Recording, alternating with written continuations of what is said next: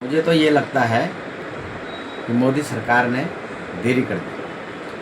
क्योंकि सही वक्त पे उठाया हुआ कदम तब होता जब ये शुरू में ये आंदोलन शुरू हुआ था। अगर उस समय अगर ये कदम उठा लिया जाता, जो भाजपा का जो मैनेजमेंट देख रहे हैं जो लोग, अगर उस समय ये अगर कदम उठा लेते तो आज जो इनकी इतनी फजीत हो रही है वो नहीं होती, और ये लाठीचार्ज भी नहीं होती। अगर समय पर ये कदम उठा लिया जाता, संवाद का अगर बच्चों से किया जाता तो ये सब चीज़ें नहीं होती। क्योंकि सब कुछ होने के बावजूद, लाठीचार्ज होने के बावजूद, इतना बवाला बदरे होने के बावजूद पूरे देश में ये आंदोलन फैल चुका था,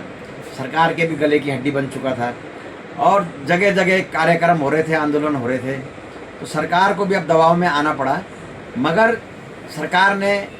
अगर ये निर्णय लेना था तो पहले ले लेती तो ये सब कुछ सरकार का नुकसान नहीं होता।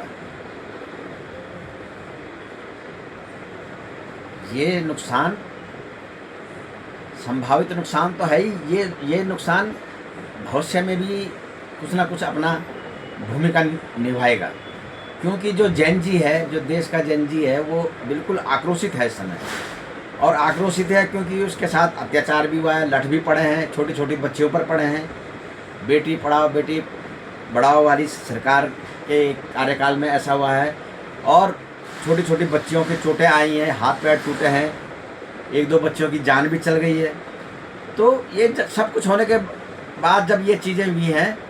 तो बिल्कुल ये भविष्य में मतलब ये इस तरह से एक मतलब अपनी भूमिका निभाएगा कि एक सरकार ने इस मामले में अपनी भूमिका अच्छी तरह से नहीं निभाई। अगर निभाई होती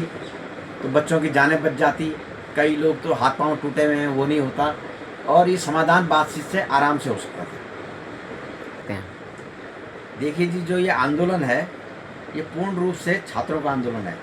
इस देश के जैन जी का आंदोलन है। किसी भी जात का, किसी भी धर्म का, किसी भी राजनीतिक दल का आंदोलन नहीं था ये।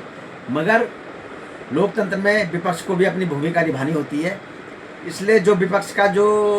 भूमिका थी वो उसने बेखूबी निभाई है अपनी,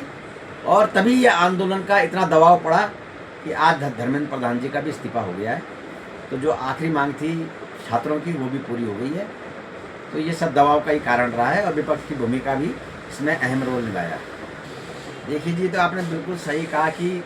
क्योंकि इस तरह का कुछ देश के अंदर माहौल बन गया था कि बिल्कुल सरकार एकदम विपक्ष के ऊपर भी हावी थी, और को जो जन आंदोलन थे उनको भी बिल्कुल दबा रखा था, उभरने नहीं दे रही थी, और एक तरफा माहौल बना रखा था, कुछ इस तरह से माइंड डाइवर्ट किया हुआ था। मगर जब ये जैन जी जो इतने सालों से जो घुटन में जी रहा था, अब जाकर के उसका आक्रोश फूटा है, और उसको अपनी जब फ्यूचर उसको अपना अंधकार नज़र आया कि इस देश का सिस्टम इतना ख़राब हो चुका है कि हर चीज़ यहाँ पेपर लीक हो रहा है, हर चीज़ मतलब एजुकेशन पूरा इन्होंने एक तरह से बिजनेस बना दिया है, धंधा बना दिया है। तो जैन जी को अपना फ्यूचर बर्बाद लगा, क्योंकि गरीब घर के बच्चे हैं, सामान्य घरों के बच्चे हैं, वो लोग ऐसा तो है नहीं कि वो फ़ौरन चल जाएंगे, फ़ौरन जा कर के अपनी पढ़ाई लिखाई कर लेंगे जैसे बड़े बड़े मिनिस्टरों के, ब्यूरोक्रेटों के बच्चे कर लेते हैं। अब उनके पास यही ऑप्शन था, इसी देश में रहकर कुछ करना है, तो उन्होंने इस देश में रहकर क्रांति करी। आखिरी ऑप्शन उनके पास यही था, और जो क्रांति करी वो क्रांति कामयाब भी हुई, और ये इतिहास में दर्ज होगी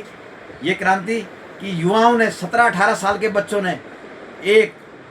इतनी बहुमत की सरकार को, एक मतलब जो सुनती नहीं थी है ना, उस सरकार को झुका दिया।